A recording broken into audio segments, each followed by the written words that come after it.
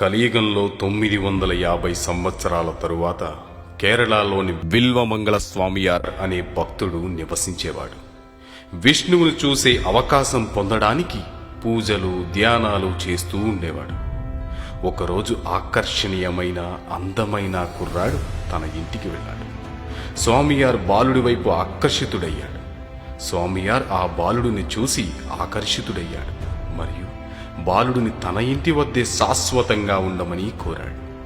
బాలుడు అతనితో ఉండడానికి అంగీకరించాడు. కానీ ఒక షరతు ప్రకారం, మీరు నన్ను గౌరవించని రోజు నేను అనంతకాడు అనే ప్రదేశానికి వెళ్ళిపోతాను అనే షరతును విధించి, స్వామియార్ ఆ షరతును అంగీకరించిన తరువాత ఆ కుర్రాడు ఆ ఇంటి వద్దనే ఉన్నాడు.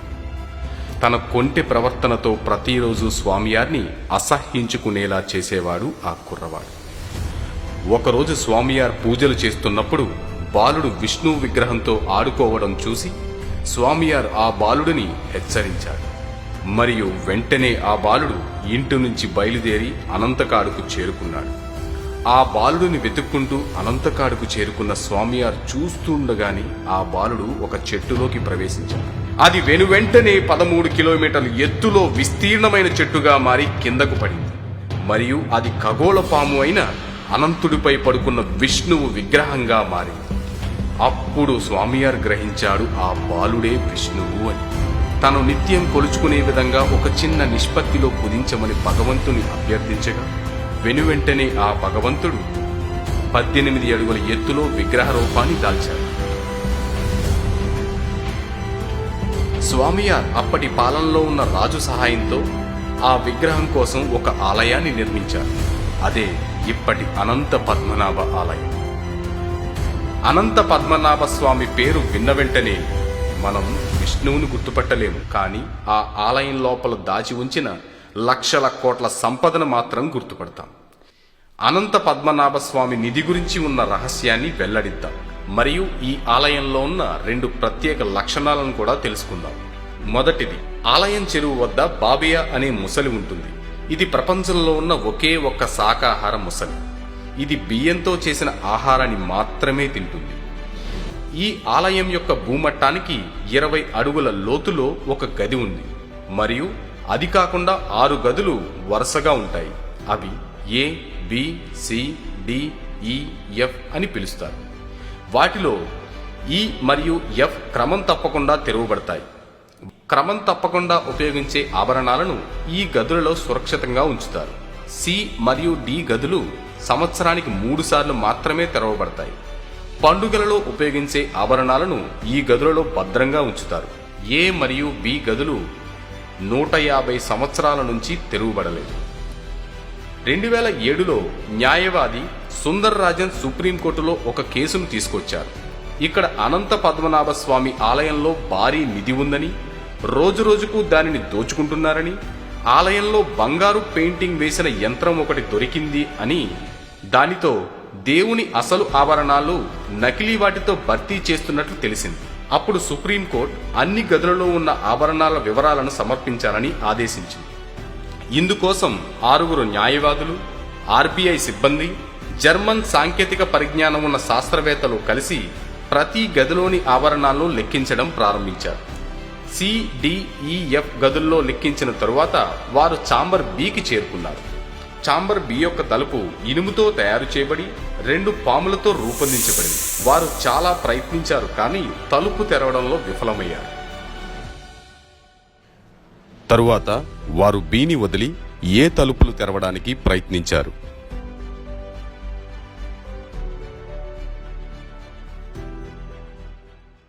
వారు ఆధునిక సాంకేతిక పరిజ్ఞానాన్ని ఉపయోగించి 7 గంటలు నిరంతరం ప్రయత్నించినప్పుడు అది తెరవబడింది.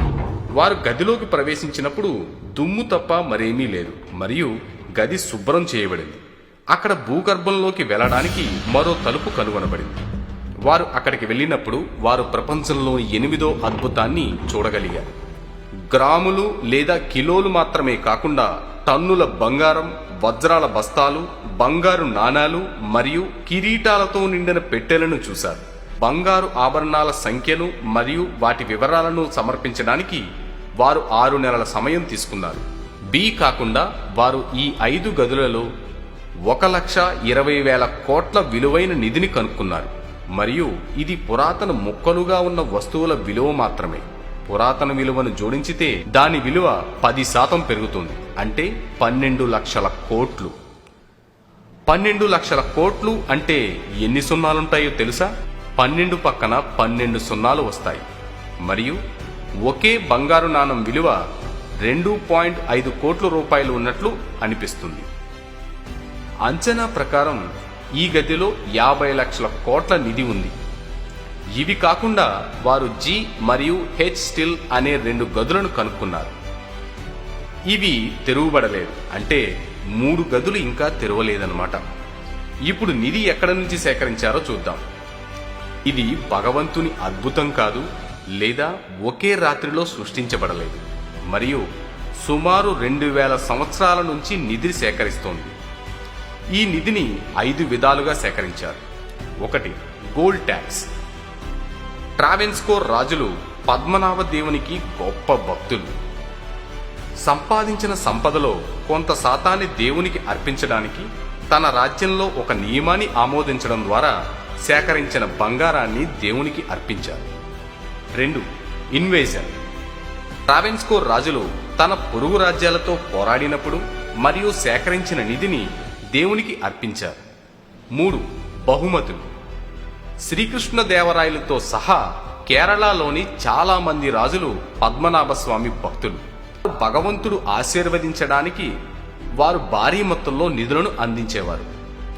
గౌరీ లక్ష్మీబాయి సమయంలో ట్రావెన్స్కోర్ రాజ్యంలోని అన్ని దేవాలయాల అదనపు నిధిని సేకరించి ట్రావెన్స్కోర్ కోటలో భద్రపరిచారు. 5. బ్లాక్ బంగారం. ప్రపంచంలో అత్యధిక మిరియాల ఉత్పత్తి కేరళలో జరుగుతుంది. పెప్పర్కి బదులుగా అదే పరిమాణంలో బంగారం ఇవ్వబడింది.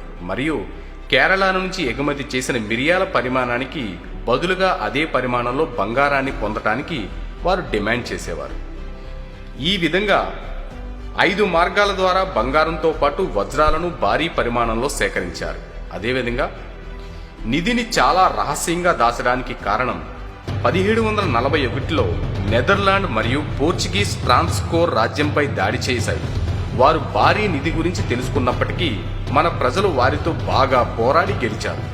ఇది మాత్రమే కాదు, టిప్పు సుల్తాన్ సామ్రాజ్యం కూడా కేరళలోని ఎర్నాకులానికి చేరుకుంది.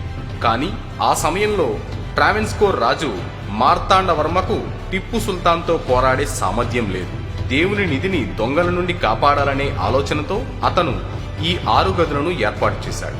1799లో టిప్పు సుల్తాన్ మరణించాడు. మార్తాండవర్మ యొక్క ఆనందానికి ఎటువంటి అడ్డంకులు లేవు.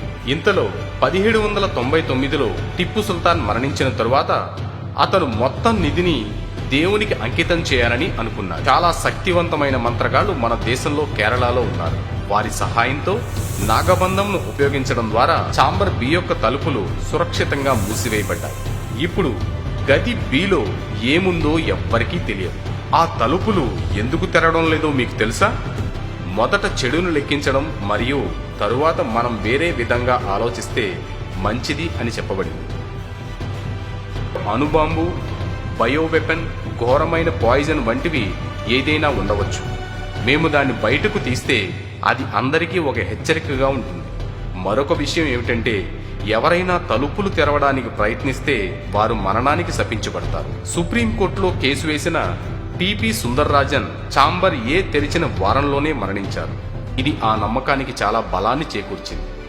100 సంవత్సరాల క్రితం కేరళ రాష్ట్రం సంక్షోభానికి గురైనప్పుడు ఉన్నతాధికారులు ఆ సమయంలో తలుపులు తెరిచేందుకు ప్రయత్నించారు. వారు తమ ప్రాణాలను కాపాడుకోవడానికి వెనక్కి తిరిగి వెళ్ళినప్పుడు త్రాచుపాముల చేత దాడి చేయబడ్డారు.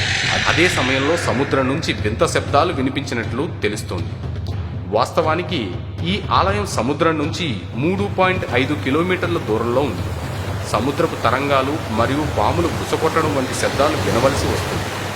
దీనితో మనం ఆ తలుపులు తీస్తే అది సునామీకి దారితీస్తుంది, ప్రపంచం అంతమవుతుంది అని చాలామంది చెబుతున్నారు.